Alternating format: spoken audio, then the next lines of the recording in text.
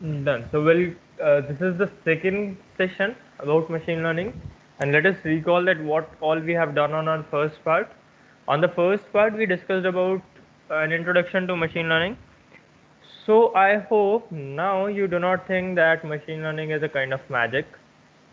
You do not think that machine learning is something which creates a pattern by its own. No, it doesn't.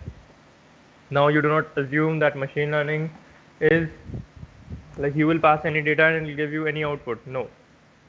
And moreover, machine learning is not hard coded as well on the other side. I hope these 4 points are at least clear to you. Then if you are clear with these points, then you are having pretty much good introduction to machine learning. Then when to use machine learning, the conditions are that firstly you need to have ample of data with you, a big resource, a big pool of data, and secondly you need to have an algorithm writing skills. And what do I mean by algorithms writing skills? That you need to be very much aware of all the algorithms existing for machine learning so that you can pick the best one for you. When not to use the machine learning, when you either do not have the data or you do not have the resources required for the data, or there is something wrong at your side regarding time, or you want the things to be done. And second scenario would be that the thing cannot be done manually. What do I mean by that? If there is something like, suppose I give you my mobile phone number and I want you to predict my age, this thing even logically not possible manually. Okay, so you shouldn't expect your machine and implement this logic by the machine itself. No, it will not be possible. Right? This is the case when you need not to use machine learning, when you cannot use machine learning actually. Then it comes like, what is rule based programming and what is intelligence based programming. So rule based programming is that in which we basically hard code every rule into the machine. Like we specify for a calculator that if character would be plus, if operator would be plus, do this. If operator would be minus, do this. If operator would be multiplied, do this. Then the calculator is not an intelligent machine, it is just a hard coded machine, rule based machine. Whereas the intelligence based machine would be like a chatbot.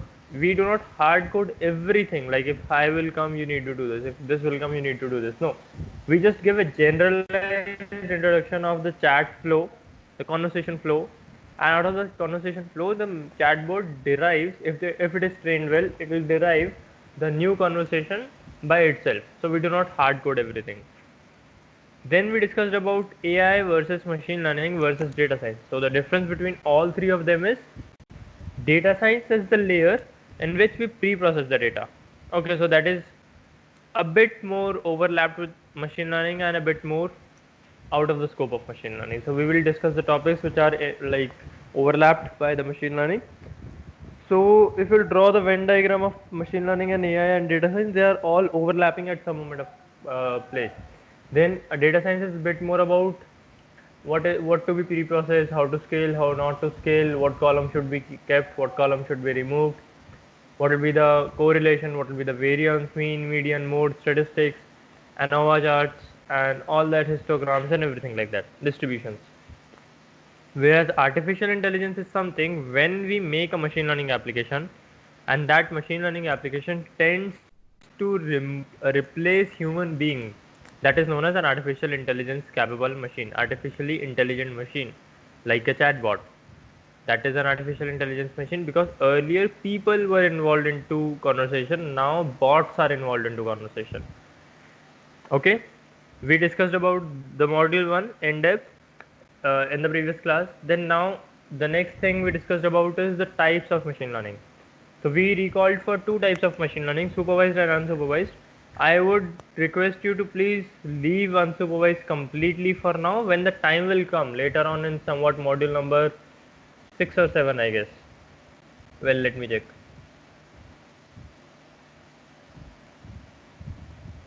Okay, it is way far. I'm not getting it. Okay, somewhat like here.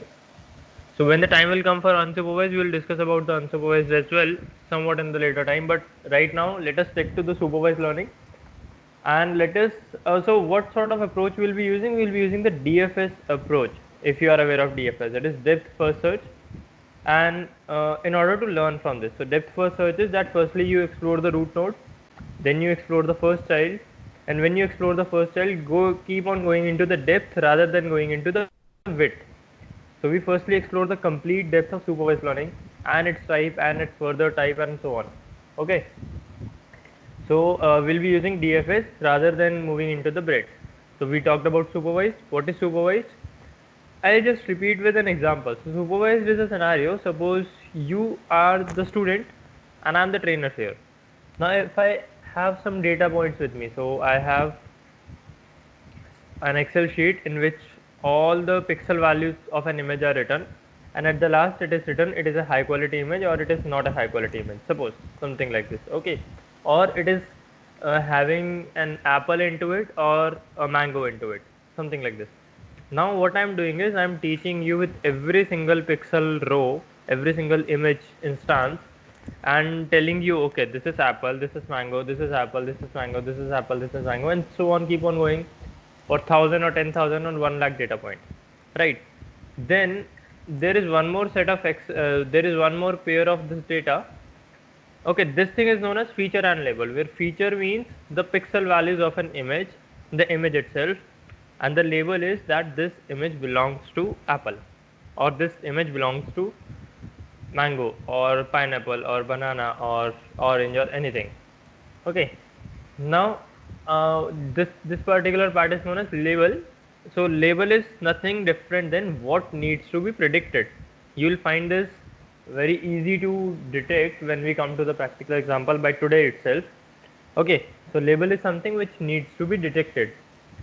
Then the another thing is feature. So feature is that part which plays an important role into the contribution, or which plays an important role into the value of label. So if you would be getting a pixel value, that is the only thing which is required in order to predict whether it is an apple or banana.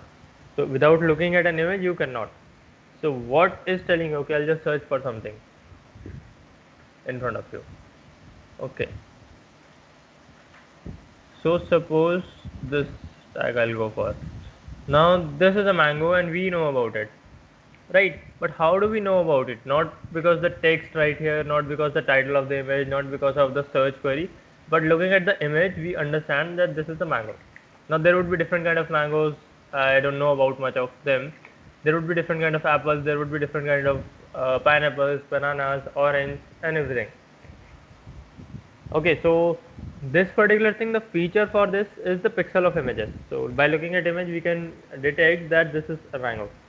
And what will be the label? The mango itself. The name of the fruit which needs to be detected, which is our task, would be considered as the mango or the label. Now in this case it is mango. I hope it is clear what are features and what are labels.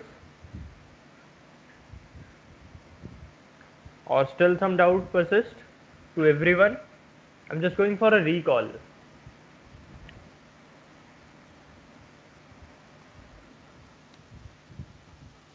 Clear, sir. Fine. To the people who have raised their doubt, Nitika, Ashish, is this thing clear?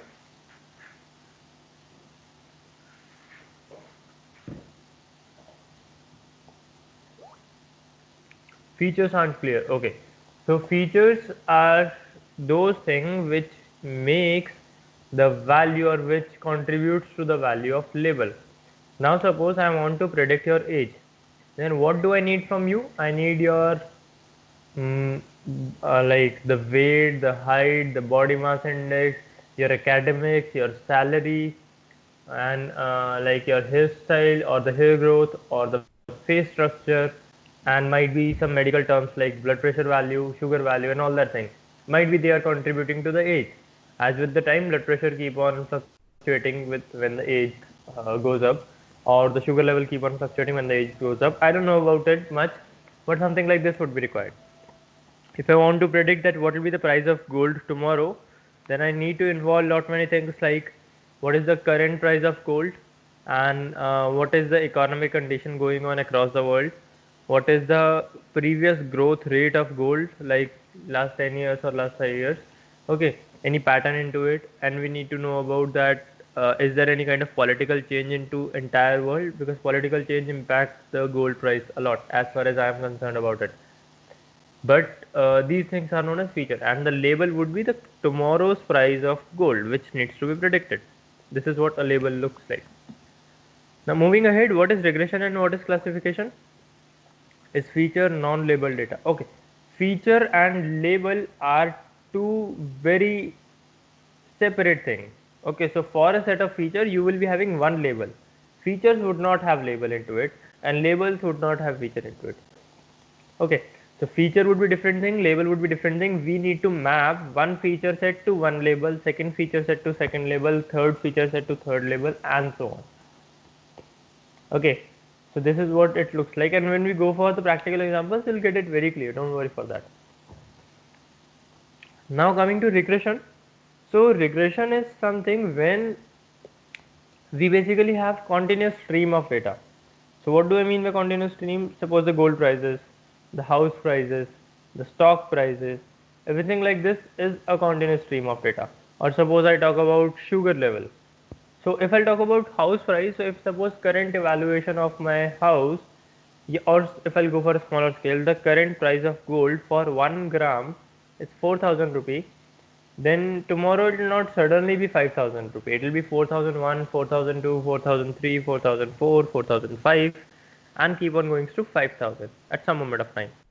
Okay, so when we see it tomorrow, we'll get it 5,000, but that 5,000 came up after a lot of iterations or after a lot of continuation from 4,000, right? So when we talk about continuous data, we always go for the regression based approach, and on the other hand, classification is something different. Classification is more of working on discrete data. So let us suppose, how many books do you have at your home? So suppose you would be having 30 books or 35 books, 32 books. You will never have 32.3 books, right?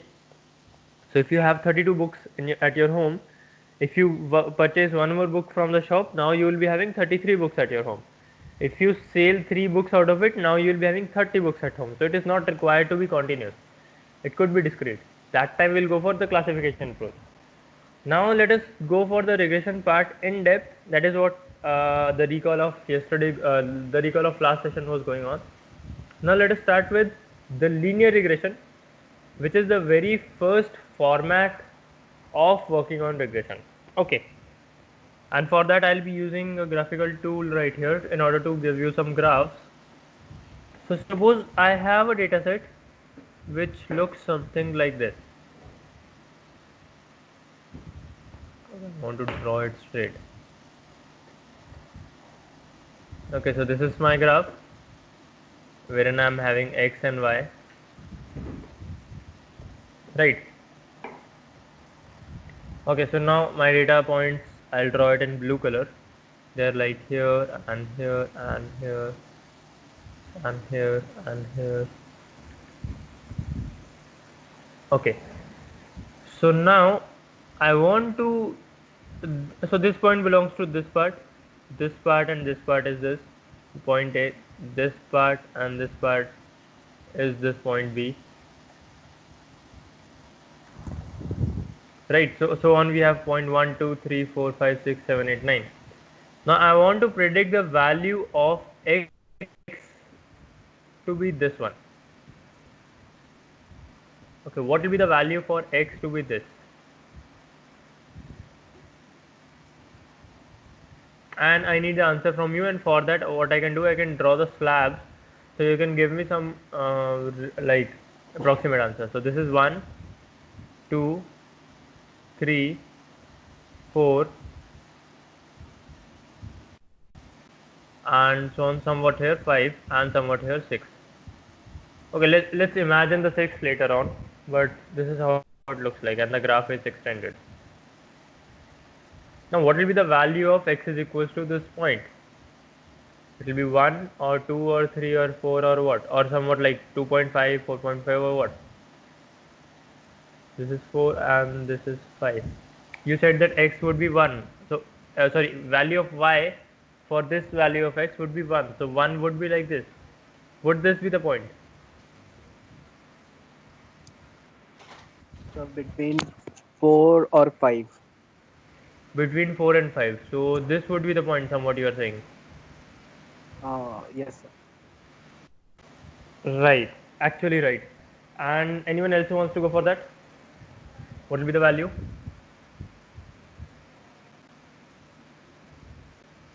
Anyone can justify how and from where you get to know that this will be the value? Actually, if you want to check, we take the probability of getting a number on y. So we have to take a linear point, a Okay, linear let's not line talk about the by. technical aspect. Let's not talk about the technical aspect. So suppose this is my height and this is my weight. So if height will keep on increasing, the weight will also keep on increasing, right? So in general, we can spit aloud that there is a relation of increase, okay, directly proportional relation with this. Now, how come we achieve this technically? For that, I'll be using one another color, might be this one. How will this be achieved? This would be the data, only this part would be my data given to me, not this side, only this, the points inside this yellow circular body. Now, what would be done from my side in order to implement machine learning into it? I will be fitting my model into it.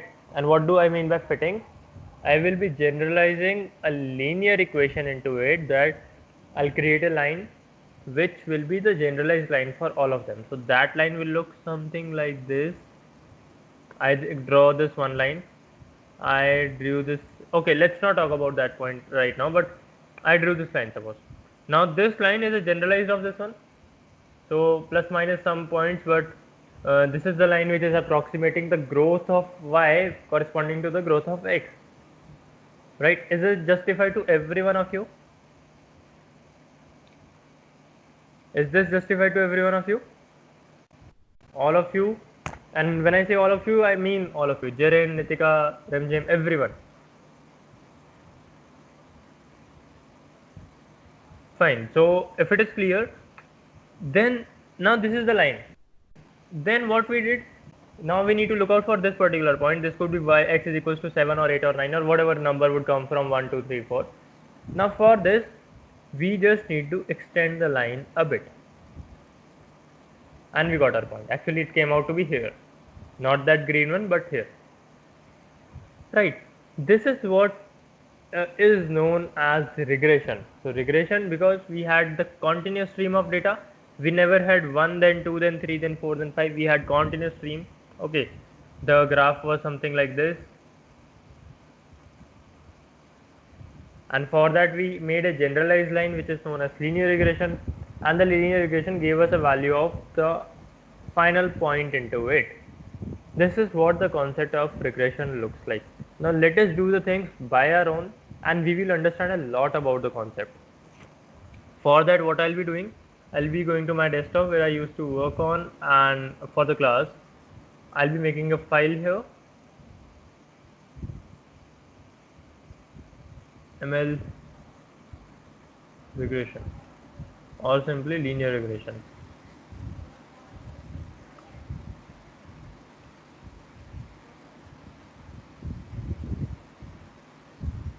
.py. Fine. Now let us work on to this. What I'll be writing, I'll be making an x and making an y. Again, some list. So my x would be something like 5, and why I'm drawing it in two brackets, it was clear into the bootcamp part, but I'll repeat it here as well. So suppose 5, 3, 9, 7, 77, suppose. And that is enough for now. Then we have here 22, 17, 40, and then we have 300. Okay.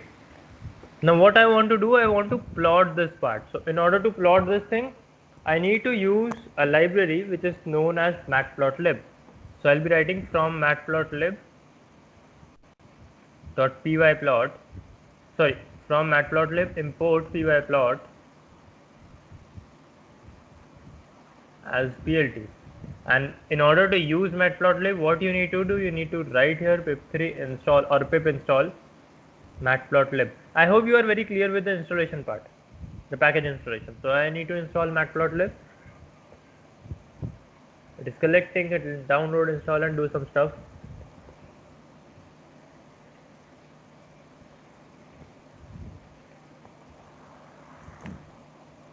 Okay, so it has some dependencies like KiwiSolver, NumPy, 6, Python, DATUTIL, PyParsing, Cycler. It has installed everything into it, whichever thing was required for matplotlib. I'm done with matplotlib. I can check it with pip3 show matplotlib, and if I have it installed with me, that is sufficient for now. I have 3.2.1 version with me. I installed that. Now, what I need to do, I need to say plt, which is the acronym for pyplot, dot plot x comma y, and not plot, I'll firstly say scatter. Okay, and let us see the visualization after plt.show. I need to write plt.show as well.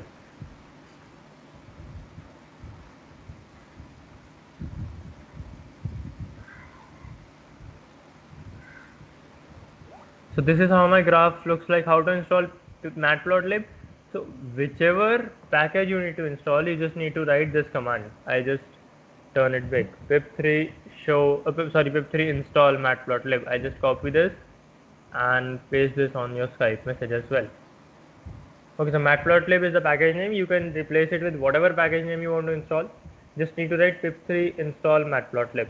If you forget it in any case, the name of the package or anything, you need to search here pip matplotlib, just simple enough, or pip package name.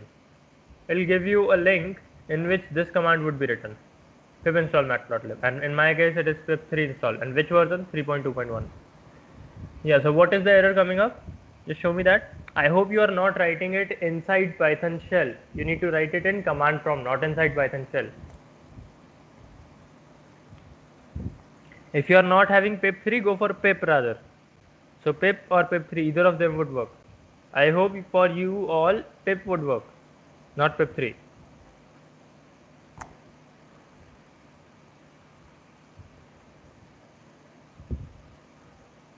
Is it done, Shankar?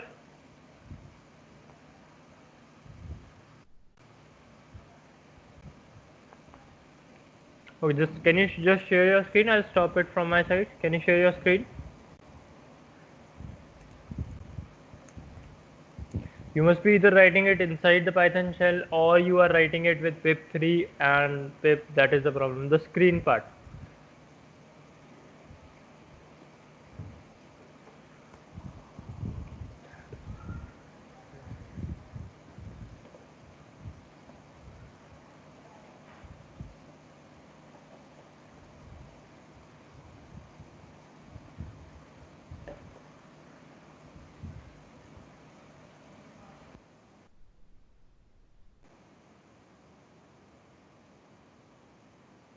Moreover, if there is no such noise at the back, you can turn on your audio, it will be fine.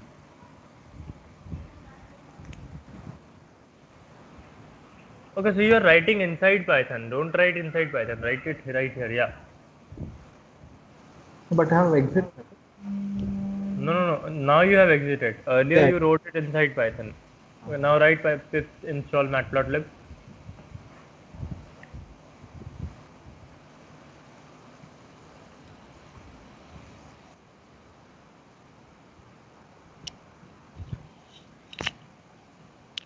So it will collect the things, download, install, and do all the stuff required, and then it will give you the message successfully installed matplotlib and other packages. Okay. Thank you, sir. Yeah. Okay, so let's just go back and share the screen. I'll share it from my side. Let's go back. So now, if we have this part, then we would be able to get a graph into it. So my 77 is so big, so I just put it a bit more small. I'll make it 25, right? And I'll make this one as 130. And let us draw this graph.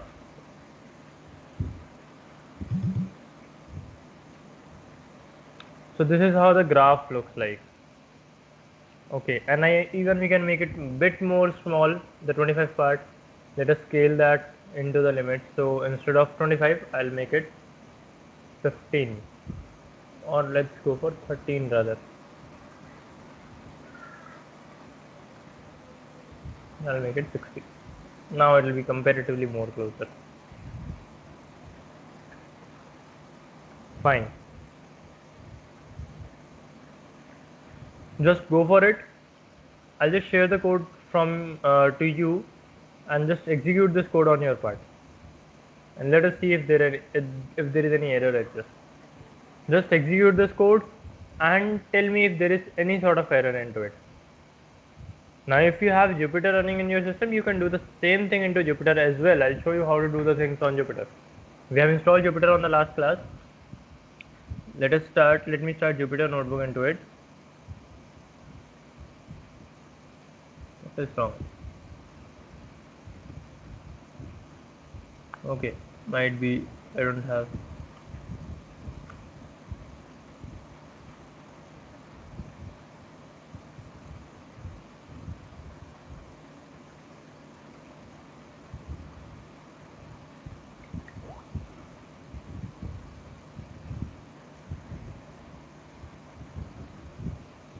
So it has successfully installed, don't worry. Wait, f2py.exe is installed in this part, which is not on PAM. Might be it'll raise the path issue again for you, and I'll tell you what to do if it is raising some issue. But for now, you just try with the code, and if there would be some error exists, just let me know.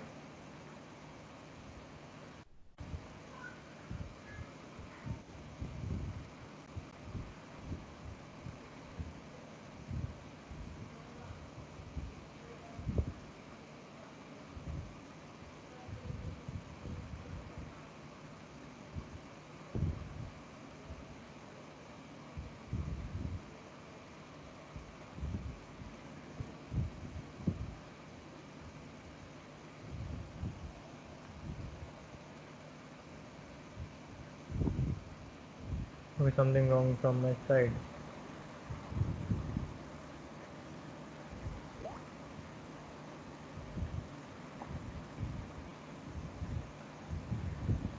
Well, so what is the last thing, Jaren, you understood? What is the last thing you heard about?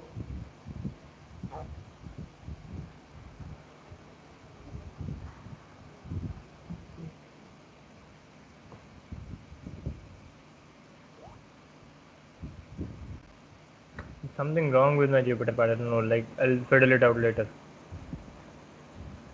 Yeah, so I just have solved it out. Now what next I did is I just shared a code into it. I hope you can see that. This one. Okay, this code. Now what you are supposed to do is you just create a file in wherever directory you are working on, or on the Jupyter part, and just try to execute this on your system, and just check if you can get the output or not. Okay. Should I go to shell? What? No. You need not to go to shell. In order to make a file, you need to make it right.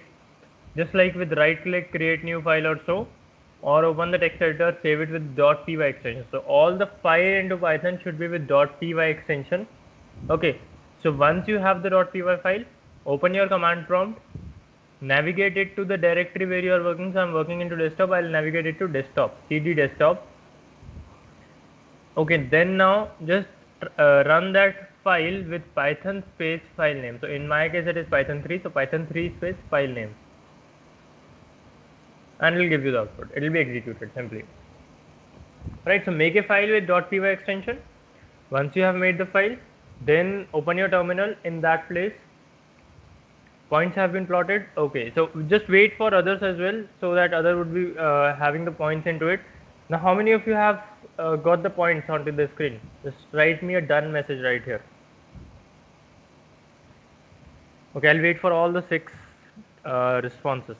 Then moreover, the shell need not to go to shell chunker. Just need to write python 3 space or python space your file name. Okay, we have 4 people. So Remjim and Shankar, both of you are remaining. Let's wait for you and move on. Don't worry, take your time and do that. We'll go for it either slowly or fast, that doesn't matter, but the thing should be clear to you, to every one of you.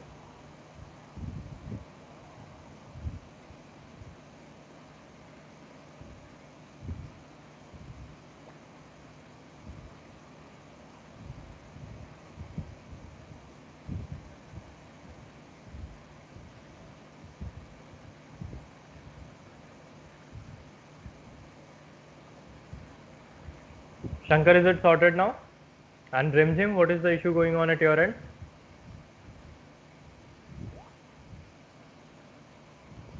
Mr. Shankar, what is the issue going on?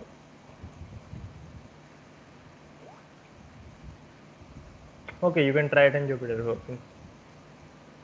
The code you didn't see. Okay, I'll send the code right here as well. I'll send it again. This one. Okay.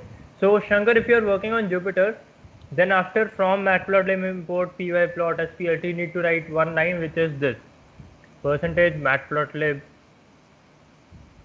inline. I'll tell you the reason for this inline part.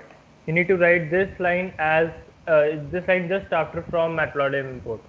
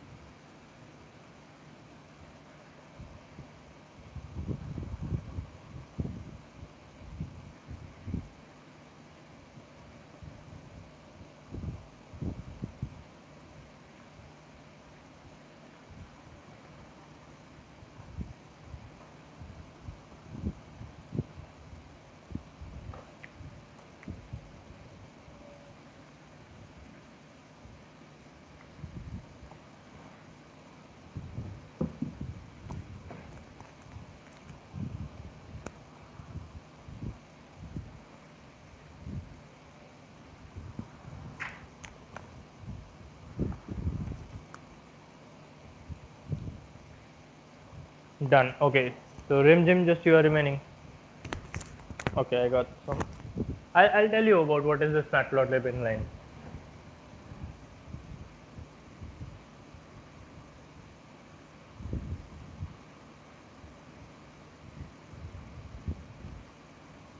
No, so why you are working on PowerShell firstly? Okay, if you are even working on, then there is something wrong in the Python part. Can you try writing? Can you try the same thing on command prompt and share me the screen first? So matplotlib inline is a kind of argument passed to the Jupyter to say that in order to give the graph, it will not go outside. So suppose in my case, is my screen visible? Yeah.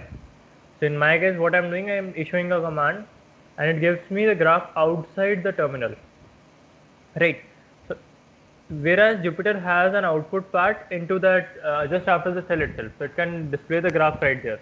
So for that, you need to use percentage matplotlib space inline. No, it is not compulsory to install Jupyter Notebook. If you want to work on Jupyter, it will be fine. If you want to work on the core text files, then even it will be fine. I would suggest you to go for the core text file if you are comfortable. If you have executed this, that means you are comfortable and it will work. So Rimjim, can you share the screen from your side? And Shankar, I hope it is done now. You can see the graph with in your screen.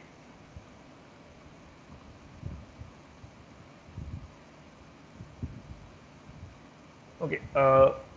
Not the screenshots. Can you share the screen? Can you put it live?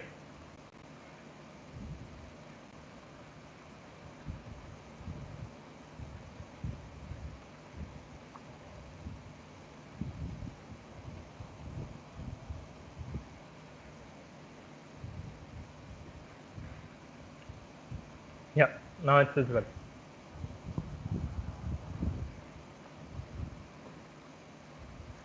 Sir, it continuously gives me path problems. Okay, just show me the screen. I'll tell you what you need to do. There is some issue actually going on.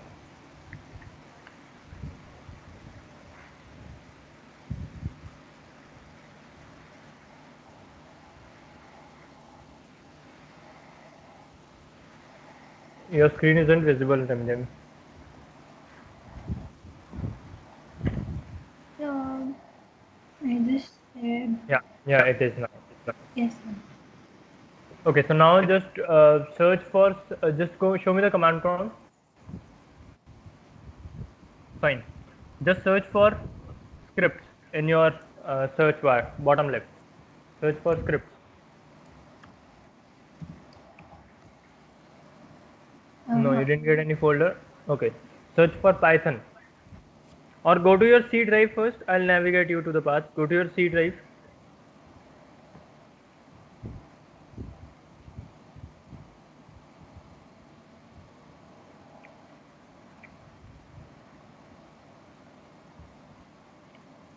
Users.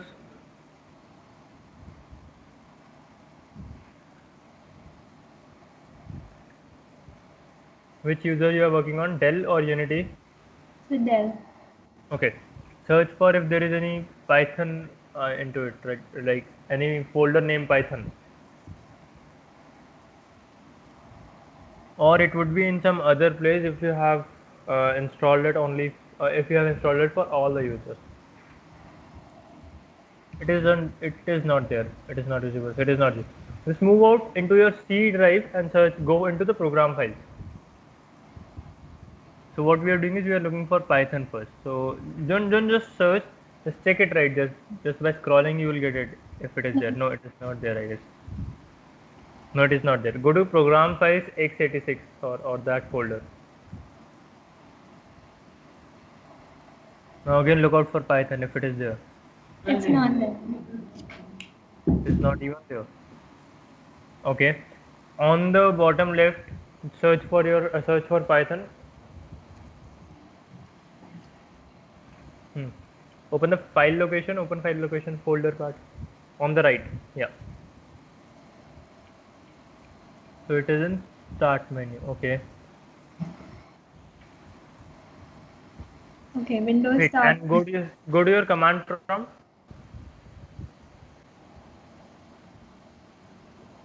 Copy this whole path written from C to scripts. C users Dell and everything till scripts. No, that path in the warning. The path in the warning. This. Okay. Yeah. Not the inverted commas, just the path. From C, starting from C, going till script. I just deleted it. Sir, shall I paste here? Yeah, go for it. Remove the header part.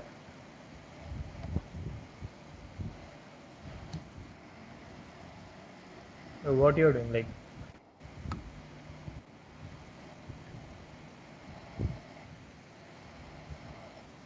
Okay, so you have placed the wrong string. There was a header, and you said that you will delete the header. Delete the header first. On your file explorer, paste the path and delete the header. Delete the header from here.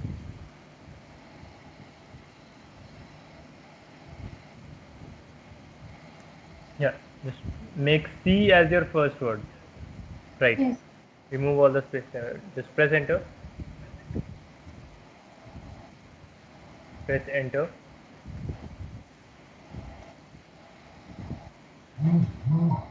Yes, sir. Fine. And just go to that matplotlib installation warning. What you get in the matplotlib part when you have installed matplotlib. Okay, wait. It is down. I guess this one, right? Now, is it the same path which you have copied? I guess so. Just copy this one again.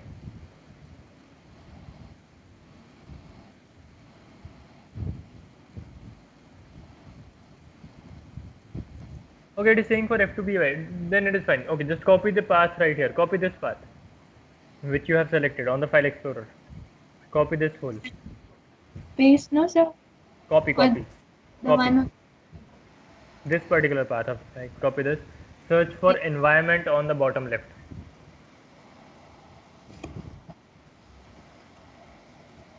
Okay, so whenever you need to you get a path error, all of you just need to look at the path which is being mentioned there. Search for the environment, go to the environment variable, go to the path in the bottom one.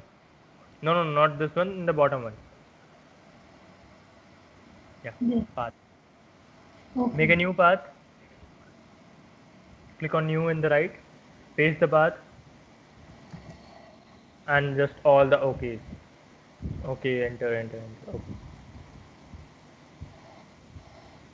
Sir, Go for, so what yeah, is this with the system variables and user variables?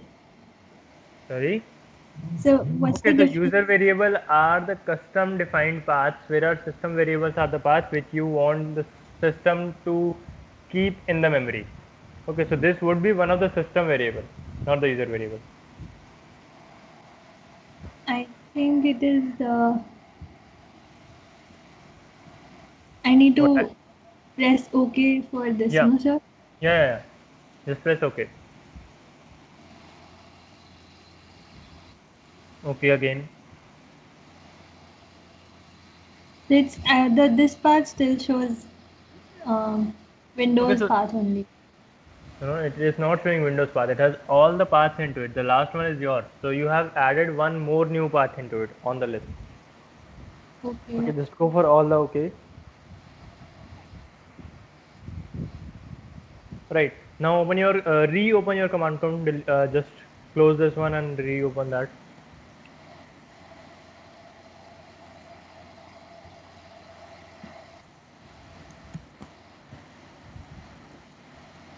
Right. Now execute. Firstly, go to the directory where you are working and execute the command. Not this directory. Not this directory. Where you have saved your file. That the code I have sent you. That file. Um, so I have made a new folder in my desktop. Okay. Show me where it is on desktop.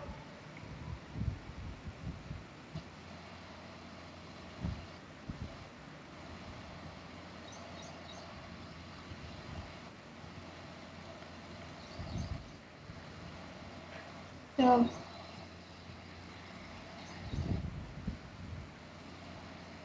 What is the name of the folder? so it was ML, but I don't see it. This is the folder. Okay. So where is your file?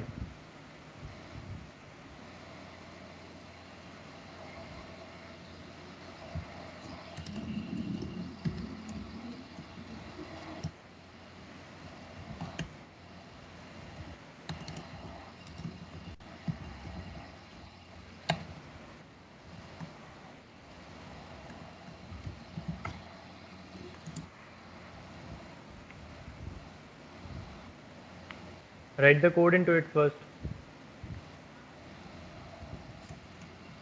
I'll just save this file here.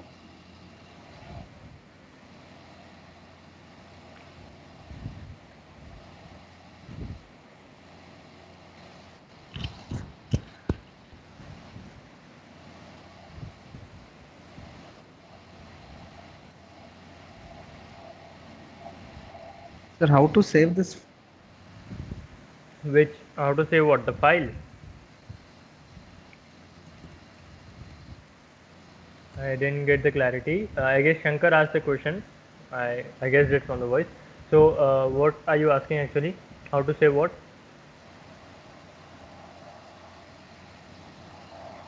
Sir, it's there. Yeah. So just run. Go to desktop first. CD desktop.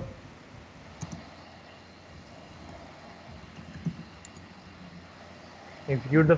Just go to ML folder again. CDML. Now execute the file with Python. No more CDs. Execute the file with Python space the file name whichever you have written.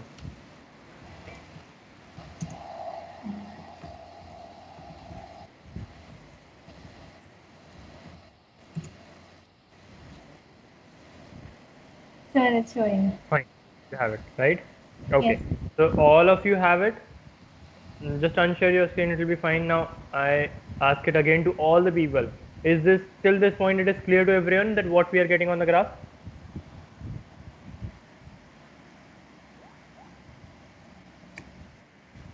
So someone asked a question about how to save it. I didn't get the complete question. If still is there any kind of doubt or query, you can ask it.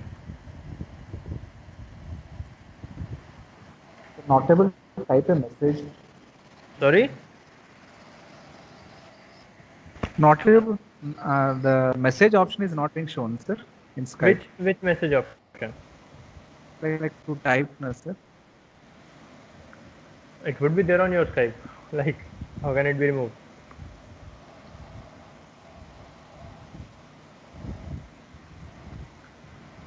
It will be on the bottom right. Just see, there would be a red color button, and just next to it, after a bit more of space, there would be a chat button.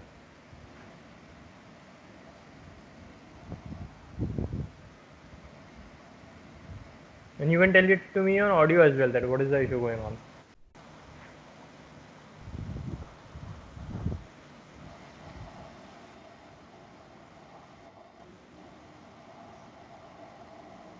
Right, so there is no issue. I assume that. Then let's move on to the next part. That what we have done actually now.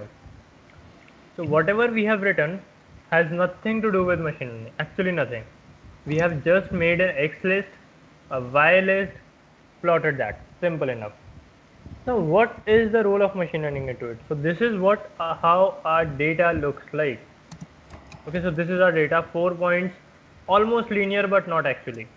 So you can see that this is not actually linear. There is a big slope there, and the lack of slope. Lack of slope here, and the bigger slope and the bigger slope. So the points are actually not so much linear.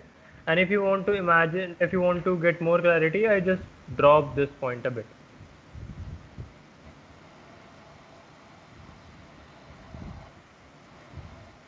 Now it will not at all be linear. Okay, sorry.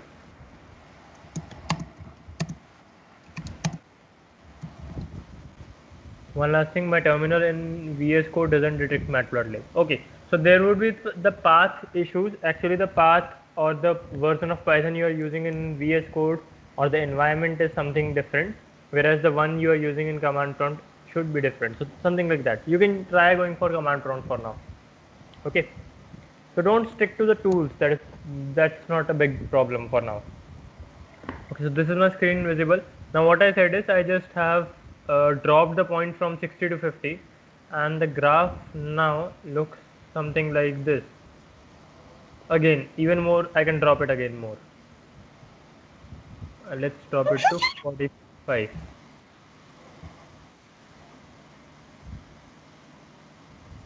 Okay, now you can see that the graph is no more linear. It has some slope here, some other slope here, and a very different slope here. Now, what is the role of machine learning into it? Now, what you want, a graph line. So our graph, I'll redraw it right here, removing all the things.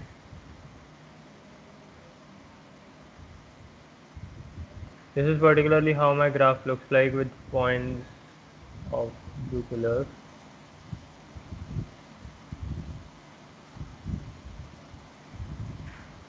Something like this my points looks like, right? So my graph line would be something like passing on to this one. Not exactly, it'll pass from the mid. Something like this, a linear line like this. Now this thing we can either draw manually with all the sort of mathematics, mean, median, mod and everything. But for the same thing, an algorithm named as linear regression exists. And how can we implement that? Just go to your file, import one thing named as from sklearn. Okay, I'll import it right here as just removing this plot part or putting it later on. I have the data, so I'll import one thing from sklearn dot linear model, import linear regression, and it is very much case sensitive. Where I have written capital, it should be capital. Where I have written underscore, it should be having an underscore, and similarly. And I take it as M simply. And why I'm taking it as M, I'll just tell you. Now what I need to say, I need to make a model which will be M and parenthesis. Then I need to train the model dot fit. I'll explain each and everything. X comma y, fair enough. And I'll draw one more thing, plt dot plot x comma model dot predict. X, and the color would be R. I'll show you what I have done. I hope there would not be any syntax errors. Okay, fair enough. I do not have any sklearn. Let us install sklearn with pip3 install. Now you cannot install it with pip3 install sklearn. You need to search for what is pip sklearn. You will get it. It is pip3 install scikit-learn. Okay, so make sure you are not actually writing whatever you are thinking of. So you need to write scikit-learn to install the sklearn package. Okay, it will collect scikit-learn, it will do an import, and all the dependencies would be downloaded and installed.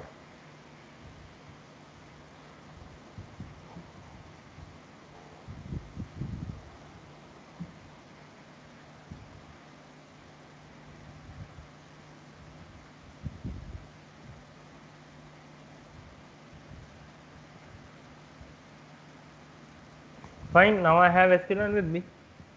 Let's just run the file again. This is how my graph looks like, and this is what I was saying about that generalized line. Okay, is this thing somehow clear to you now? That's what I am saying. What is the generalized line? And we didn't made it. We haven't made it. Now, what if we change the data? This line would follow that data. Suppose I change the data completely to a bigger scale. Okay, and let us just comment this part for now. So if I hope you are aware of comments. So comment in Python is made with hash symbol. So I'll go for X list and I'll go for a Y list. I change my data to 25, 92, just randomly anything, 57, 34.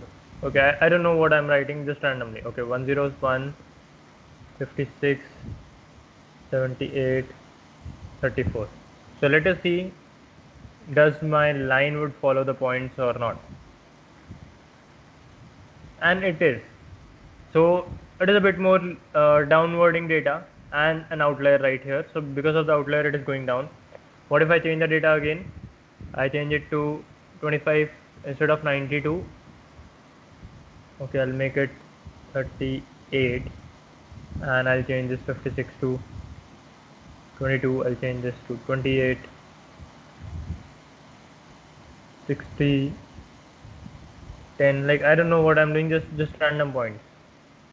No logic behind them. And the line is actually following the distribution. So it is going downward and the line is also going downward. And I'm not writing any code for the line. Now what is going on? The machine is understanding that what I am going to do and how my data is looking like. And my machine learning model, the linear regression model, is following my data points. Now let us understand what we have done. So but for now, just go to your command prompt and install the package with pip or pip3, install scikit-learn.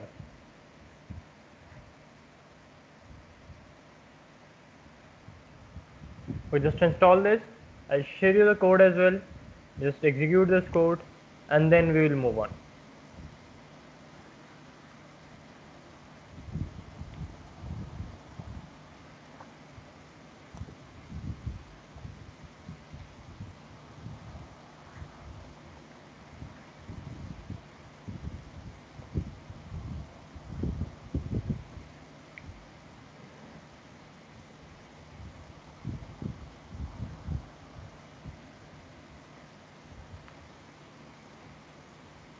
Just let me know whenever it will be done.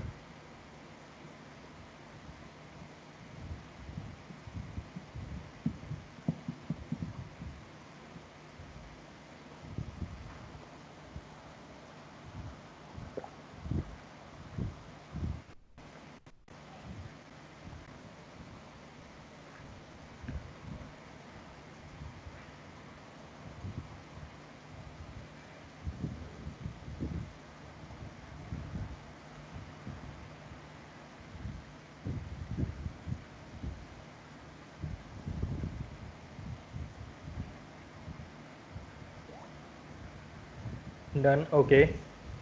Make it fast, guys, so that we can understand the concept, and just try to read the code as well alongside.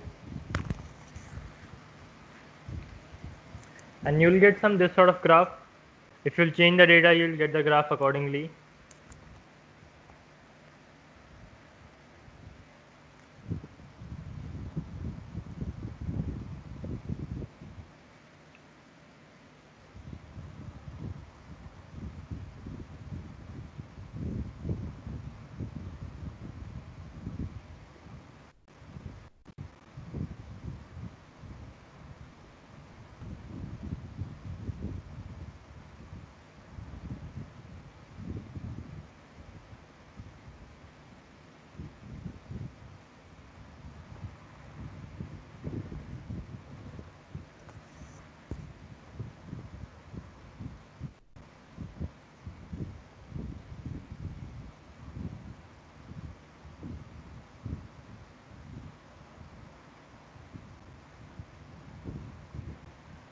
Okay, we have 3 people who have done that.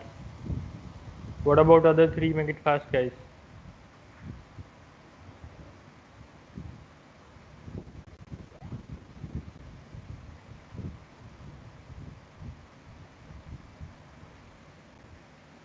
In the meantime, can you tell me? Yeah, I'll tell everything. I'll tell. Just don't worry about it. I will tell everything.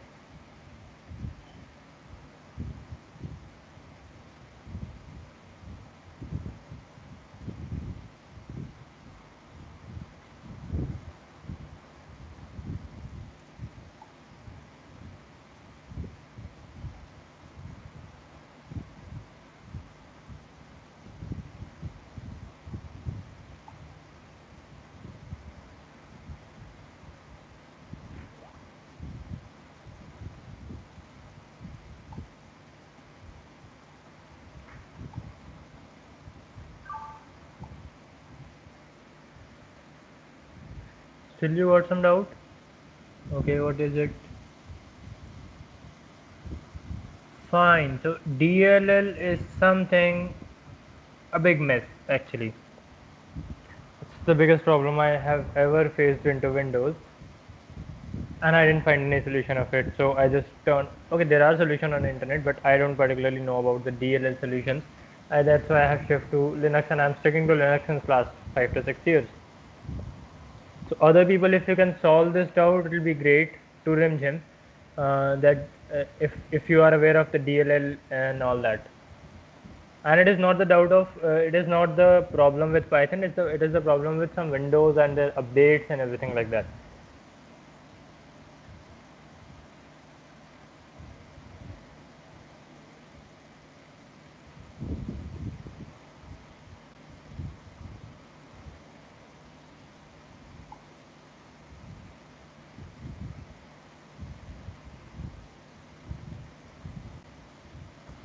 To face the same, my CMD stopped running. I installed the OS. You again installed the Windows?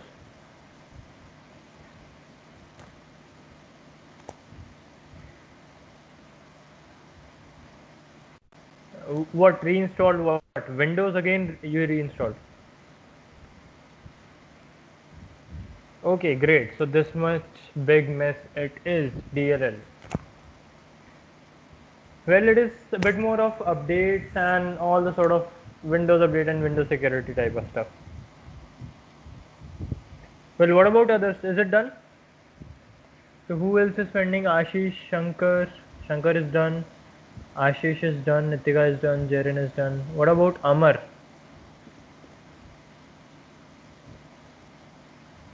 Amar, I'm not getting any response from your side. Okay, you are done. Okay.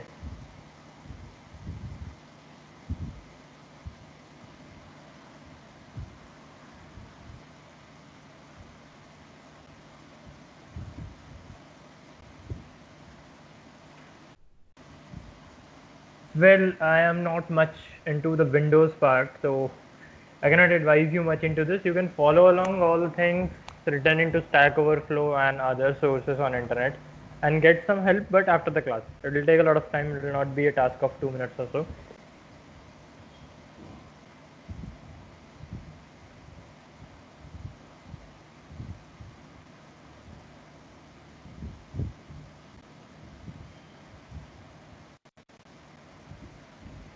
Well, so I hope all of us other than Renjim have done this. So Renjim, it's a tough luck actually. We cannot solve this in 5 minutes or so, and I cannot solve it particularly anyhow without looking at Google. So you need to check it on Google, and you can check it and do it afterward, like after the class. Well, moving on. So what we have done, I'll explain each and everything. So I'm just deleting this comment part. It is nothing more than a commented data. What we have done, we have imported two packages, one for the plotting and one for the machine learning. I hope it is clear. And we have acronymed each one of them. We had given an alias of PLT to PyPlot just to shorten the name, and M use Colab. Yeah, you can use Colab or you can use any other internet-based tool like Sololearn or so for the stuff. And I had just acronymed or given an alias to M, to the linear regression as M. Okay, so whatever my linear regression function looks like, it will be called with M from now on. So wherever I write M, it means the linear regression. Then I have created a data. Now why it is a 2D data, I'll come back to this when I'll go to the paint tool. I'll explain it there. For now, I just assume that I have X data and Y data, where X means all of my features and Y means all of my labels, right? Then I have instantiated the model class. So the linear regression is a class. We need to create an object of it with this parenthesis, blank parenthesis, or some hyperparameters into them. So I have created a blank one for now. This particular part is known as the training, wherein I have trained my data on the features and label. It gets trained. How it will get trained, I will come to this. Then what I have did, I have basically firstly plotted these points. Dot scatter means points, not the line. Okay, and it is in the default color, which is blue. So I have plotted these points. Then I have done plt.plot. So plot means the line plot. So we are using two types of plot from the matplotlib. One is the scatter plot and one is the line plot. So our scatter plots have all of the data. Wait, wherein one of my data point looks like 1060, the first one. Second one is 3822, right? This one. No, sorry, this one. And the third one is 57 and 28, this one. And the fourth one is 3434, this one. Right, so we have plotted all the data points irrespective of their order, because these are just dots on the graph, it could be anywhere. Then we have made a plt.plot. What would happen if I have made it plt.scatter? Then it would be dots on the given points. I'll just show you. Okay, instead of a line, they are all dots, but they are into single line. So, but we don't need it, so we have made it to plt.plot. Better representation. Fair enough. Now what actually we are doing? Why this 2D part? Let's come on to this first. So whenever we talk about feature and label, we would usually have an Excel sheet. Okay, so Excel sheet looks something like this. This thing we have talked about in the ML Bootcamp as well, into which there would be different columns.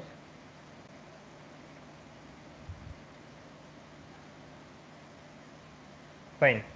So one particular column is my label actually. This particular column is the label. These all are labels. Fine. Now this particular stuff is the feature part. This is a single feature. This is another single feature. This is another single feature. Feature set, sorry, feature instance. Okay, this is another single feature instance, and so on. So I have 4 feature set, and corresponding to them 4 labels. One here, I just make it them with blue color. One here, one here, one here, and one here. Now I can make a single list of all of them, like opening bracket and closing bracket right here, and again it's the same thing, opening bracket right here and closing bracket right here. So within the opening and closing bracket, every single feature instance is coming inside the list. So now my feature set is something like 10, wait, 38, 57, 34. This is how my feature set looks like. Okay, with every record with like a row. Now I am having 4 values into one feature set. But in my practical data, I'm just having one value. So what I have done, I basically have removed these three columns. So my closing bracket is right here. So just look at the architecture. We have opening bracket and a closing bracket, and inside that we have four opening closing brackets. So similarly, opening bracket, closing bracket, and inside that opening closing bracket. So that represents that this is a column vector, not a row vector, and it is a 2D data. This is what it symbolizes. I hope it is clear to Ashish and all the others. It is actually a great doubt to ask, and I was supposed to cover this as well. I hope it is clear to everyone. Fine. Okay, fine. So now we are clear with what we have done with the data and what we have done with the import. We just sort it up. Fine. Then we have created an instance of model. Now, what if I want to change the model?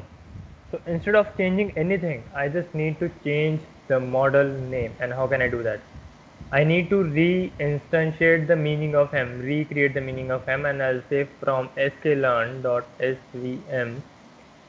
import svc r as m. Okay, SVR is another algorithm, we will talk about it, but for now we just have done this and our model would be changed. But for now we are not taking care of any sort of, now the model has been changed from a downward line to this sort of line, and I'll tell you why. If we would have gone for this linear regression part, see the change in line without any single change in code, just the model is going to be changed. Now why this model is looking like this? Because SVR has a different architecture to follow. It ignores the outliers, and the point, very first point I have intentionally created as an outlier outside the data. What if this point would not be an outlier? So for that I need to create a point which is in the range.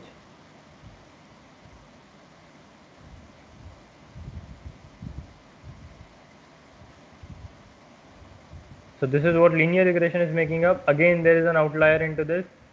What if I'll turn it with SVR, sorry. Okay, so there is a curve into this actually. So the line is not linear. There is a curve into this. So 1 point right here, 1 point right here, 1 point right here in the bottom, and 1 point right here. This is how it looks like. And what does it mean? That basically SVR is not fitting a linear line. And what I want to say from this is this, just ignore this SVR, what it is doing, how it is doing.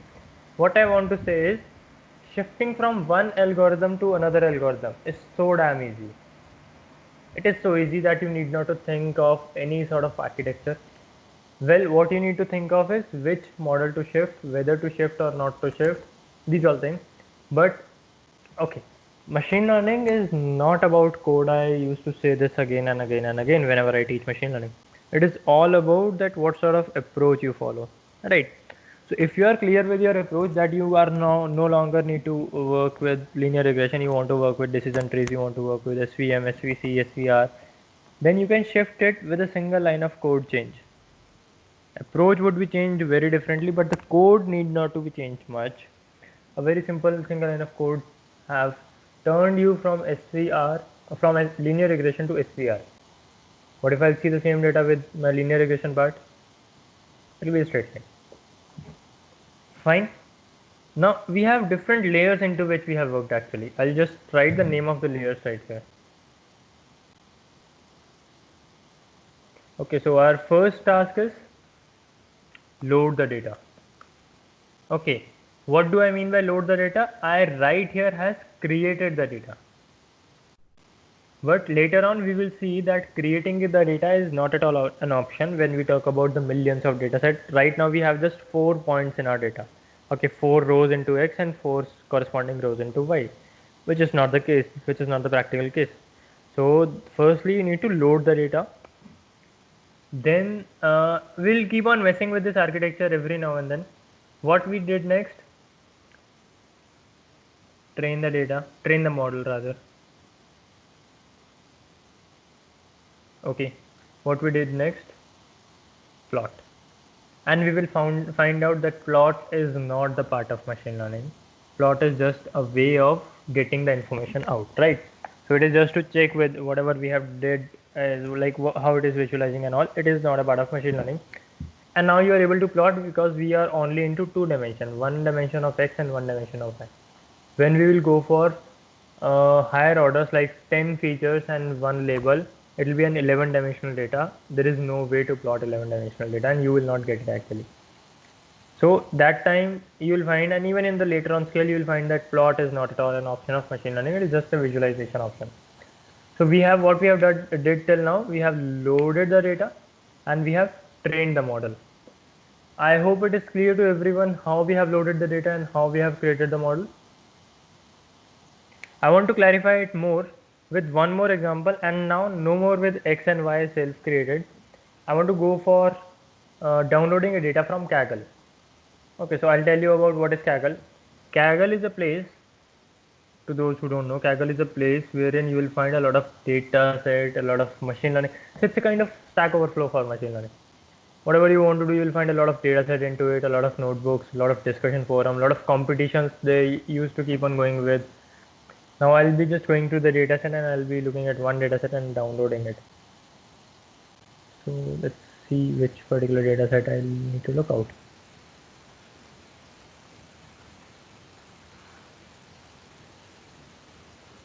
So we'll know more with filters. Okay, so all the things would not be any basic dataset. I want to start with the basic datasets. So wait. Okay, so I'll just download a very simple dataset I know about that I have the father and son height. I'll tell you what it is.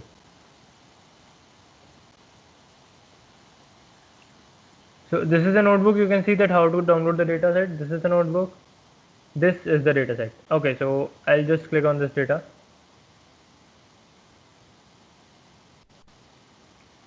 Right now it is this sort of data. So what it is, there are two things given, the height of father and the height of son.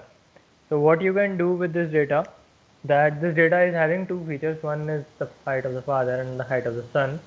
What you can do, you can either predict the height of the son by giving the height of the father, or you can predict the height of the father by giving the height of the son. Not so much logical, but good to start with. You will get the syntactical confidence with this, not the logical confidence. This is not a logical data to work on. It is not so simple to predict the height of father with just the height of son. There are a lot of other factors, medical factors involved into it, but this will give you a simple understanding of the code part. Okay, how to work on a data. Then we'll move on to the higher order data set as well. So I'll just download this. It'll ask me to sign in.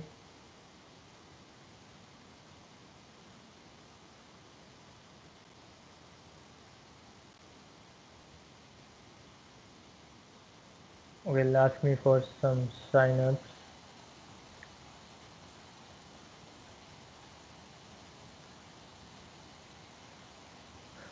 Fine, so I'll just download the data now.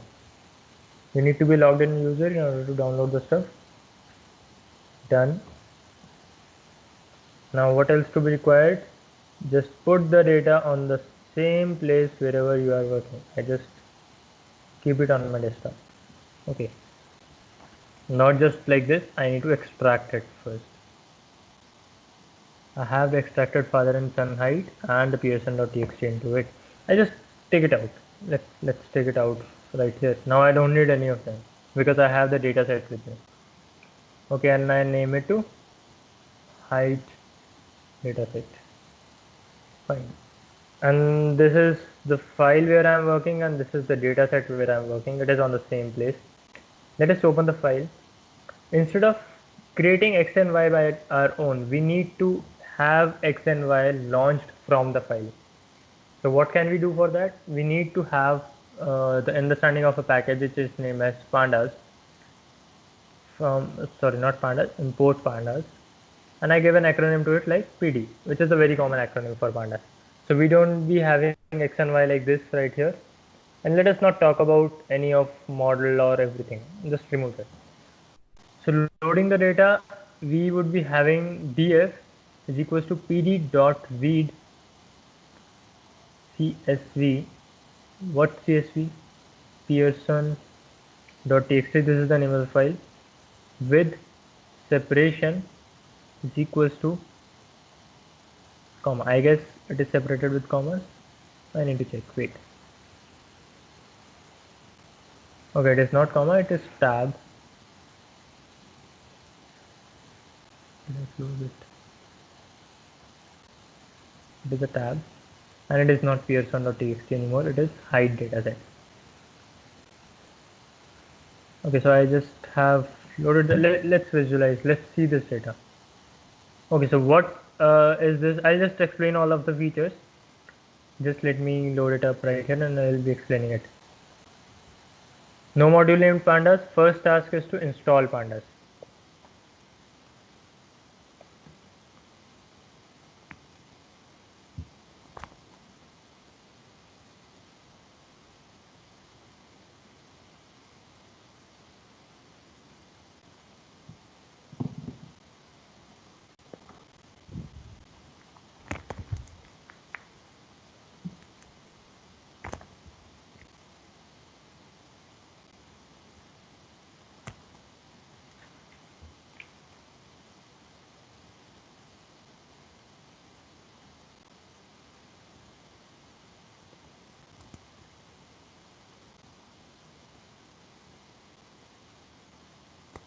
Okay, so we have pandas now. Let's run that. Fine. So we have this father part and the son part. Now what I have done, just let me explain it to you. Let's just remove this as well and this as well. The simple part to load the data. Import pandas, name it whatever you want to do. Okay, so then we are using a function of pandas which is uh, read CSV. So I have named my pandas to PD. I have renamed it to PD. So now wherever I'll write PD, it will be meaning panda. So which function I want to use? I want to use read CSV. Okay. Then what is the name of my file? It is hide dataset.txt. Whenever you will be having a CSV file, if it would be a CSV file, you need not to write the SEP value. If you have a TXT file or any other file, you need to provide the separator value, at how the columns into this are separated. So CSV stands for comma separated values. By default, the SEP value is comma. Right here, the columns are separated with a tab. So I just placed SEP is equals to \t, which is the meaning of a tab. Fine. Now what I did, I said print df dot head. If I would have done df only, it would give me all the records into my data frame. Okay, so it is saying it is giving top 5 and bottom 5 with all the dot into it. That means there is a big data, it has collapsed into it. And now it is saying it has 1078 rows and 2 columns. So 2 column means one is the father column, one is the son column, and it has 1078 rows, 1078. If I'll do df.head, that means it will give me top 5 records. 0, 1, 2, 3, 4. You can match it with the upper 5. Okay. So and the corresponding son value. df.head, inside that you can pass a parameter, like suppose I can give it 2. So now it will give me top 2 records. Only top 2 records. Another function could be df dot, I can give it 20 as well, like more than 5 or less than 5, whatever you feel like. Okay, so from 0 to 19 they are giving me 20 records. I can also go for df dot tail. Right, so into df dot tail, I'll again get last 20 records from 1058 to 1077, because the last value, the total number of values are 1078. So we'll go for from 0 to 1077. If I'll go for only df.tail, no value inside the parameter, it'll give me last 5 records, 1072 to 73 to 1077. I hope it is clear that how we have loaded the data. Is that clear? Go for a yes or no on the text or on audio. Clear, sir. Fine. Fine. So what is our next task? We need to extract the column out of it. So what do we want to extract into X part? We want to extract df bracket. What do we want to extract? The father. Okay, and I'll make it in 2 brackets basically, and I'll tell you why. Okay, then y would be equals to df sun. Okay, so it's just the name of columns. Now this is okay, I have forgot to print that. I need to say print x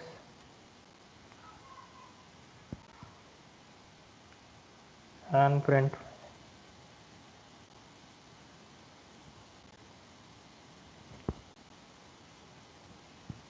Now just have a look what it is saying.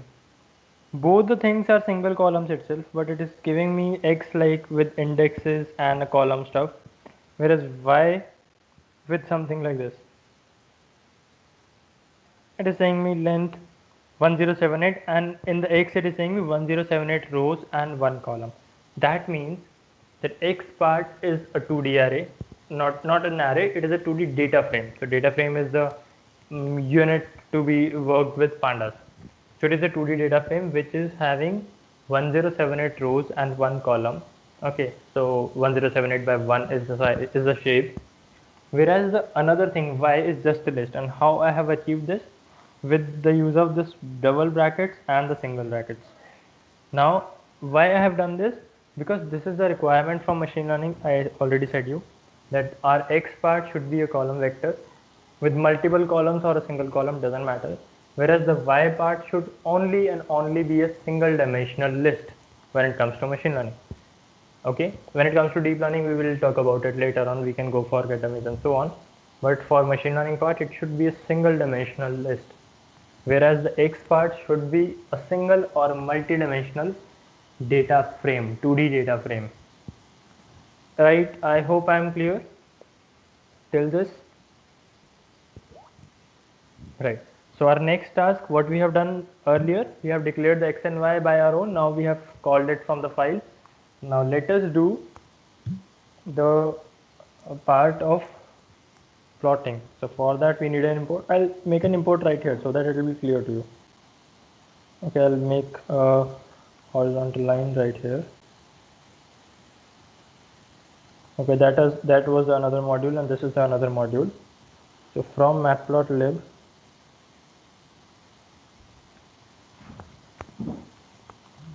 import pyplot as plt.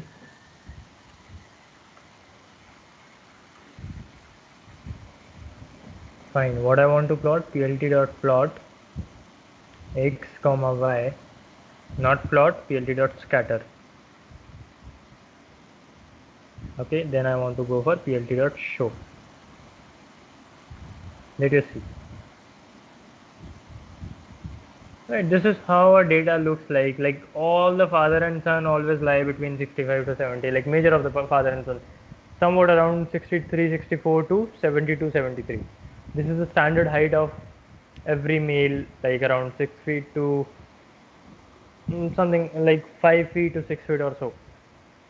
That's the basic height it looks like. It is all a mess between all of them. We are not having any linear pattern also. It is all circular and everything is so much concentrated. Now we cannot even manually identify for this stuff. Obviously, if we cannot identify it manually, we shouldn't go for machine learning into it. And we are neither going for a machine learning problem approach with this one. What we are learning from this, what we will learn from this is the syntactical approach only. Right? So this is not a problem which machine learning can solve at all, because we being human cannot solve it. Now if our brain would not be able to solve it, the artificial brain would never be able to solve this. Now let us do one thing. Let us try to make a linear model into it. Whatever the model will come will not be the part of concern right now. The accuracy is not at all the part of concern. Let us make a model into it. And for the model I'll do it above the matplotlib part. So matplotlib again will be a different identity. Right here. Okay, so I'll be making a model. For that I'll be looking out from sklearn dot linear underscore model, import linear regression. I would suggest you not to keep on copy pasting. You will not remember this syntax ever if you will copy paste that one. Otherwise try to write it your own way. If you'll get the error, just see that check that, correct it, and then work on. Do not copy paste the entire stuff. Then what I want to do is, okay, I forgot to place the m as m, or whatever you want to do that. Model is equals to m. Okay, model dot fit on what? On x and y. Okay. Now what I am doing, I would be going to create a predict list for all the predicted values on the given x. So we have actual y and we have the predicted y. I'll show you what it means. Like y predict is equals to model dot predict x. Okay, and I can show you that by displaying print y and print y predicted. Let us not plot it right now. Okay, let it be go to plot.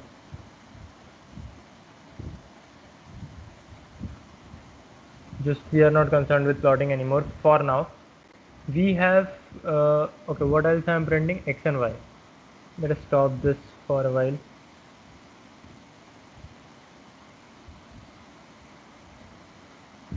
Fine. So we have this as y and this as y predicted. Fine. So our actual value of y was 59, whereas our predicted value of y is 67.3. Actual value was 63.2, predicted value is 66. It is going a bit more up. Now let us plot that thing. We have a plt.plot for x and y. Okay, and we'll be going for a dot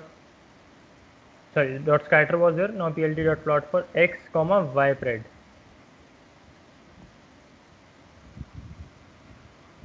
And let us go for that. And the color should be red. Then why If you are we leave, using the predict function?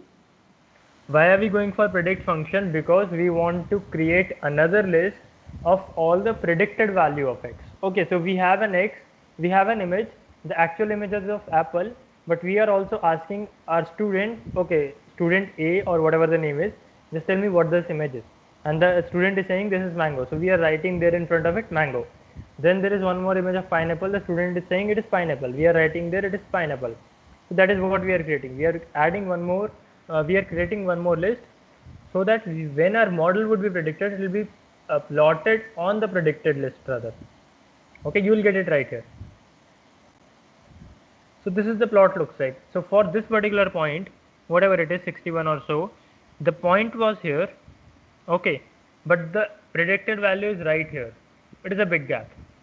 For this particular point, the point was at the bottom, the predicted value is this. For this particular point is here, predicted value is this. This is how it made a line, a linear line, and it is strictly following the data, but with no sense. A big loss is there into it. Right, I hope I am clear with this point. Yes, sir. What about others? Did you get it what I am trying to say?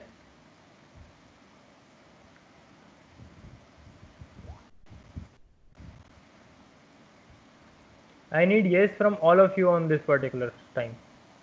And I got it from Shankar, Ashish, Jaren. I got it from Ramjim as well. Amar, Nitika. Understood, I guess. Okay, Nitika.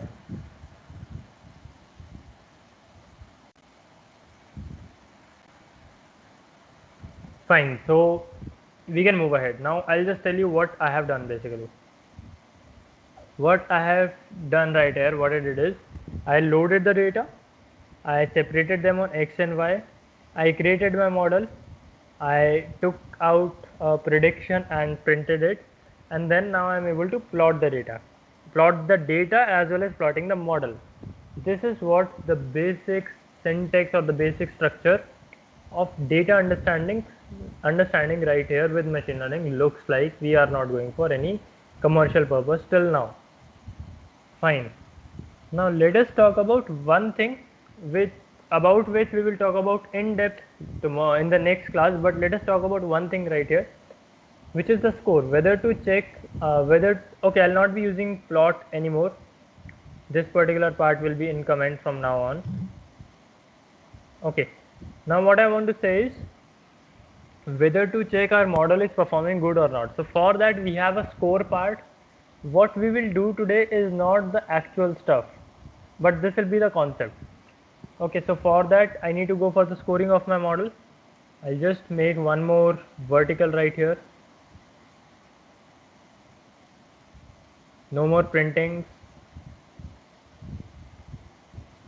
Right, for that I need to import from sklearn dot model evaluation, I guess. Import. Okay, let us go for this without anything. So what I'll be doing, I'll just going for print model dot score. About the loss part I'll come later on. So what do I need to pass on the score? I need to pass the x part and the y part. Y predicted. Okay, if you want to go for any of the documentation of this, I hope it will not be required. What you need to do, you just need to search for sklearn model score. You will get the documentation on the sklearn page itself. They have the documentation for each and every function. So you can get it what they're saying, although I'll be covering this in the next class, but you can get what they are talking about, what is all of this stuff, and they'll give you a bit more of score as well. Right, so it is giving me its model is equals to this, and it is giving you some cross validation score. Well, we are not talking about cross validation score right now. We'll be talking about model dot score simply. So whatever you want to talk about, you can just get it right this way, or you can search for sklearn model dot score. Okay, or you can specify that with regression, that you want to talk about regression only, not classification. Okay, you got something the page of R2 score, which we are actually talking about. So you just get it from sklearn.metrics, import R2 score, do some stuff, x, y, R2 score, y to pet, and all that. Fine. So let us go for that. And I hope I need not to go for x, I rather need to go for y comma model dot predict y. So model dot predict x is simply y predict. So y comma y predict, let's print the score. Have I done something wrong?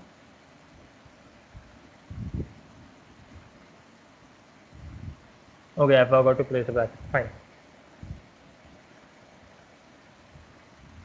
It is asking me to reshape. Okay. I need to go for x rather than y. Fine. So the score it is giving me 1. And how it is giving me 1 score, that is not actually the topic of concern, because there is a big mess around it. What we have done is logically wrong. If I'll even change the model, if it is giving, okay, the score lies, the maximum point of the score is 1. If we are already getting 1, that means we are making a 100% true model, which is not the case, because we have seen that there is a big loss into our model. Right, the data is so much segregated and we are just making a thin line between that. We will talk about it, what to do with the loss and everything. For now, just let's see changing the model. I just changed the model, it will be on SVR. Now the score is again 1, because what we are doing is not logically correct. And what do I mean by logically correct is that whatever we are writing needs to be improved in some or the other way. So now what we are doing, let's write the architecture right here again. Okay, I'll be making this architecture part continuous with me. So first part is to load the data. Second part is to train the model.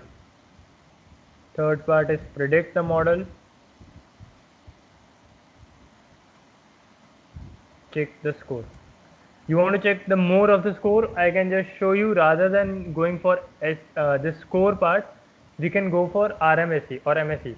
So what you need to do, if you forget the syntax, I'll write the syntax right here as well. If you forget the syntax, what you need to search for, sklearn mean square error. What it is, the concept I will tell you in the next class. We'll discuss about it in depth. It will take a lot of time. So what you need to check from here, that this is right here, sklearn.metrics.mean square error. We will import it from, or you can check the code itself. From sklearn.metrics import mean square error. Let us copy this particular line first. Removing the tangents. Now we are passing this function with y true and y predicted. So what is y true in our case? The y itself. And what is y predict? The y pred. And we need to print that. Print this. Let us see. we are getting the loss to be 5.93. The loss should be lesser. Do not worry if you are not getting the things, what is loss, why we are using it, why it should be later. We will cover each and everything about this in the upcoming class. The loss should be lesser. If you are going for SVR, it is comparatively lesser, 5.92, whereas the earlier one was 5.93. Now we can say SVR is slightly, very slightly better than this linear regression, but not so much, nothing significant. But what this particular thing is giving us, the architecture, what we need to follow, whatever we are doing is not at all commercial. The data set itself is not commercial. The SME RMSE value we are finding out right here is not with the true logic. I'll tell you about why it is not with the true logic. Just think of it, if you will be able to answer it to me that why it is not logically correct, whatever we are getting is not the logical loss, it will be great. Otherwise I will tell you. So check the score, instead of check the score we will be going for check the loss, and loss would be for regression. I'll tell you why loss would be for regression.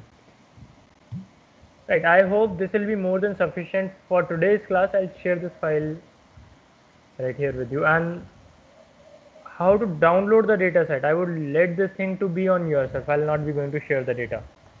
Okay, you need to understand how to download the data from Kaggle. It is very simple. Go to kaggle.com, sign in, search for the data you want to go for, click the page, click the link of that and click on download. Simple enough.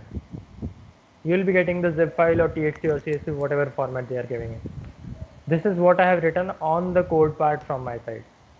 Okay, now it is your turn to implement the code, work on the code, and let us see whatever the output will come up. And now I'll not be moving ahead on my part. I'll be opening the windows for doubt and queries and all the sort of discussion. What is model.fit? Okay, so let us have all the doubts listed first. All of you please list out all of your doubts, whatever they are, and then I'll keep on solving them turn by turn. It is not at all possible that none of you would be having any doubt. Just list out all the doubts you are having. I'll clear them very precisely, that whatever they are.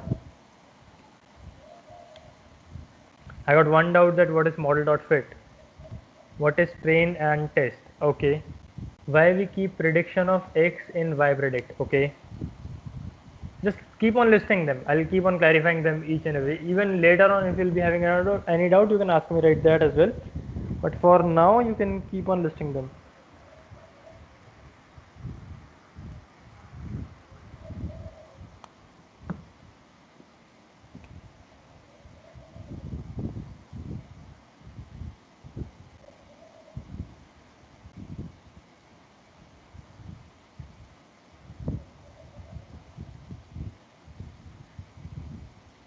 Okay, how to know the given model is best fit. Okay, actually in predicting we actually using the same data we already have. Yes, actually that is the problem. What I was saying is that we are doing is not logically correct. This is what we will solve out in the next session. Fit, I will repeat. What is the importance of SVR model? Okay, fine. Any other doubt? Cool, so let's move on, starting with the very first doubt I get. What is model.fit? Okay, in model.fit what we do, I'll just come to the graphical tool I was using. I'll just close each one of them.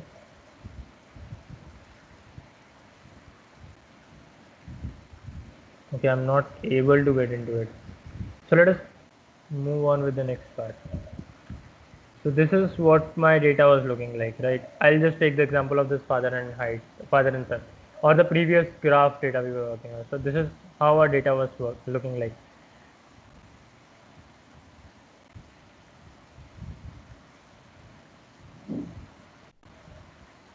Now what we will be going to do in the model.fit, what the model will be doing, model will take the value of x and y from me. You can check. Okay, I am giving the x comma y into it. We'll take these parameters.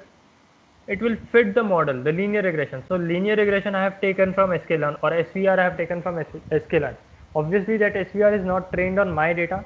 It is trained on some data, or it is not even a trained model. It is an architecture only. I will train that architecture on my model, that this is how my data looks like. Just the model will understand the data and fit a best fit line right here. Okay, what is best fit line? That topic is yet to be covered. right? But for the sake of simplicity, I can say it will fit a line which will best resemble the data pattern, the flow. I told you that machine learning is all about understanding the pattern. So it has understood the pattern that the data is going downward with this much slope and this much bias. Okay, this is the technical part I'll be going to cover in the next class as well when we talk about regeneration of model. But it understood the pattern that this is a scope, or this, not this, but this is the scope rather. Okay, the minus the theta part I was saying about weight, and this would be the bias, and theta would be in minus obviously. So this is what model.fit will be doing. It will be understanding the pattern out of it, and the pattern would be stored in some or the other way. Now what we have done out of it, I'll just come up to that. We have talked about the introduction of linear regression, the intuition of linear regression, bit of implementation. Implementation is almost done, not the mechanism. So the mechanism and self-creation we'll be talking about in the next class. We'll talk about all the loss functions, and we'll talk about all the model outcomes, that what do we get out after a trained model, how to save that and all that stuff, and how to regenerate the model as well. We'll be talking about this, how to regenerate the model. Now coming up right here, I hope you are understood with model.fit. Coming up to the next slide, if still there is some doubt, you can keep on adding the doubts in the list. I hope you are clear with model.fit. Train and test is something which we haven't covered yet. This is the topic of next class, which I was keep on telling you that think of it, why we have whatever we are doing is not logically correct. So what we are doing is doing on complete data set. But what we need to do actually is we need to work on the trained data and test data differently. So that part we haven't done. For that we'll be going to use the cross validation concepts, and that we'll keep on doing in the next or upcoming classes. Why we keep prediction of X and Y predict? Why do we keep that? In order to generate the line and in order to check the score. So I hope you are not asking me the name of the variable. You are just asking me about why do we even need to store that. So why do we need to store that? Because we need it right here in the mean square error part. If we will not store it, we need to copy paste the same thing right here. Instead of y predict, we need to say model.predict x. And we need that same thing right here as well for the plotting, when we need to plot the data. So in order to plot the best fit line, the generated model fit line, we need the prediction. That's why we have stored it. How to know the given model is best fit? Actually, there is no concept of understanding whether it is best fit or good fit or under fit. There is an analogy that when we will work on train test data, we will check it out. That if your model is performing is giving some performance on train result and is giving some performance on test result, then there is a kind of analysis that you can execute on that, and it will tell you whether your model is underfit or overfit or best fit. What is underfit, what is overfit, what is best fit, that we will cover in the next class or in the upcoming classes, whatever the time would be. Then the next doubt is actually in prediction, we actually using the, yeah, that is the thing I have actually covered. What is the importance of SVR model? So there is no such importance of SVR model. SVR is one of the other mechanism of regression, just like linear regression. We haven't talked about it, that how did it work, and even we haven't talked about how linear regression works. So by now we are just doing the applicational part. We will talk about the research part as well when we will talk about how linear regression is working, what is the internal architecture and all that, and how SVR is working and what is the internal architecture for that. Then you will get to know what is the difference between them. For now you can just consider that these are two different algorithms, and obviously if they are different algorithms, they will give different performance on the same data. Okay, what I have taught you right today is how to migrate from one model to another model, and it is not a difficult task. That is what I have shown. It is just a task of one line. I hope I have clarified all the existing doubts. If you still have any doubt, you can ask it. If your doubt is not cleared, you can ask it again. Could we get the index document? What is index document? I didn't get it. What is index? I was working on this linear regression file and the height data set.txt. That is all. What is the index document? It is not important to assign in some variable like yPredict, even we can directly call. Yes, it is not required. You can call the same function again and again and again. The problem is that if you'll call it 10 times, you will need to do the calculations 10 times. If you'll call it one time, because this is now just a case with 4 or 5 or 10 or 100 variables. or 1700 variable, right? But when you work on the 10 million points, 100 billion points, then you need to actually store that. You cannot perform 10 billion calculation all the time whenever it will be required. You can do that once, store that, and call that stored list again and again. It will not be going for the calculation later on. The handout of the content. Okay, so that is available on the website www.cultskills.com, and you can go for the page of machine learning from here on the live course part, and you will get all the details right here. And we are not following it in serial order. We will follow it as the concept would be required and as the concept would be sufficient to be placed into. Okay, but we will cover all the things in some or the other time. Any other doubt right now?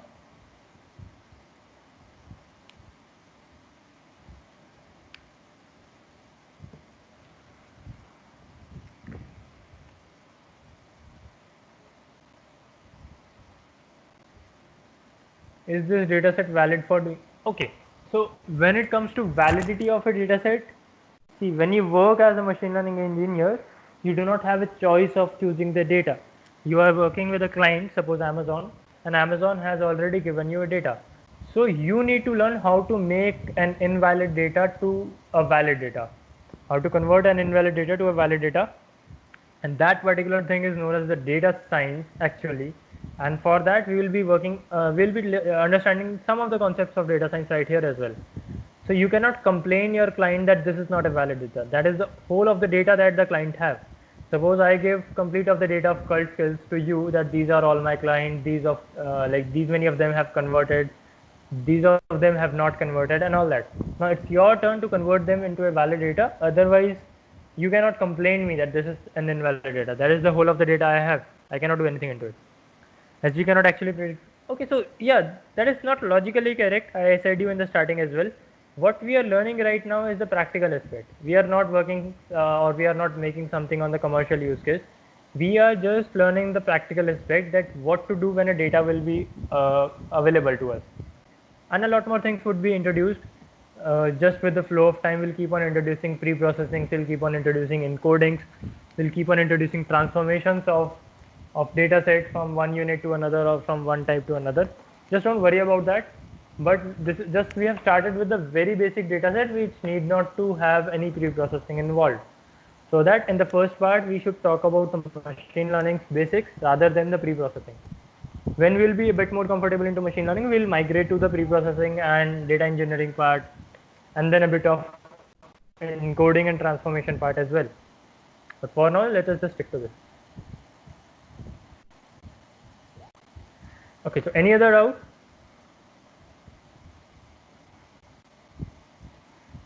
I hope all the doubts of Shankar, Amar, Riaz, Remjim, Ashish, Jaren, Netika, and all of others, if I forgot some name, I hope all the doubts are clear now. Can you please tell me what all topics we have covered today? Okay, sure. So let us move to the Cult Skills website with the machine learning page.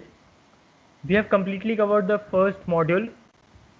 No questions on that. Into the second module, we have completely covered the supervised learning part and specifically regression approach we are working on. Unsupervised, I just skipped for now. We will talk about it when the time would come. Let us explore more into regression and supervised. Into regression, we have talked about introduction of regression and particularly of linear regression. What is the intuition it looks like? I gave you the intuition in the graph, something like this. Then we talked about the implementation. We haven't worked on mechanism and we haven't worked on self-creation. We have implemented that. Okay. Then we have just used the loss function once. I haven't told you what is the loss function all about, and we haven't talked about model outcomes. So today we have particularly focused on this part of the linear regression, this part of module 3, and we have recalled all the existing things. This is what we have done today. Okay. Particularly we have done the recall of earlier session, introduction and understanding of regression. We have done the demo architecture of using linear regression. We have downloaded the father and son height dataset and worked on that. I have introduced you to pandas and a bit more of data loading techniques. I told you about what is testing, what is prediction. And we just have used loss function. I didn't told you about that, so we will be talking about it. So we have also done the feature and label split into a data. So when you have a data, you can split them into X and Y, and that way you can work on. Right. So just leave the flow of the topics to me. I'll take care of it very precisely, what to be covered and when, so that the learning rate with you will go very sufficiently moderate, and things will go very smooth. Even when, if I'll be taking any flow and you are not getting any particular concept, you can keep informing me by that time itself. Yeah, you can note that, no worries.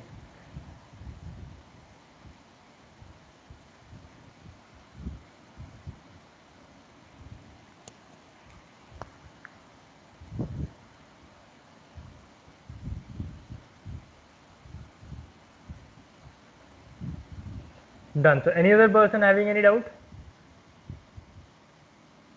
Well, so we had enough of doubt. That was a great class. We had great interaction. I hope this interaction would be preserved till the last day of this session, till the last day of this course. Okay. So I want this class to be this much interactive only. Right? If you have doubts, just ask at any time. Even I need not to ask you that tell me the doubts. You can ask at any time whenever I'm teaching. You can interrupt me. You can ask me. You can stop me. So that firstly I'll clear that doubt. Then I'll move ahead. That is the best way of learning according to me, and we will learn it in this way. So this was a great class ahead, and hope to see you in the next class this much interactive again.